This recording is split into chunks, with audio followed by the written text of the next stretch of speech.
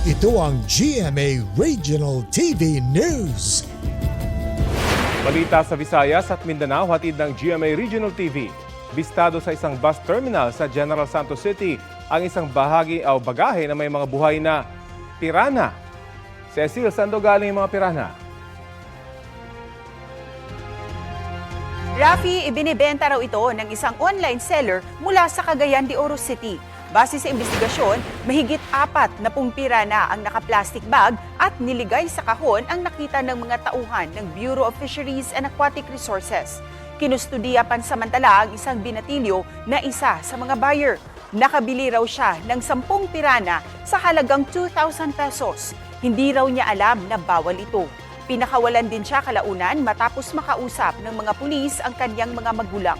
Ayon sa BFAR Region 12, ipinagbabawal ang pagbebenta ng pirana na isa sa mga highly invasive na isda o nakapipinsala sa natural ecosystem.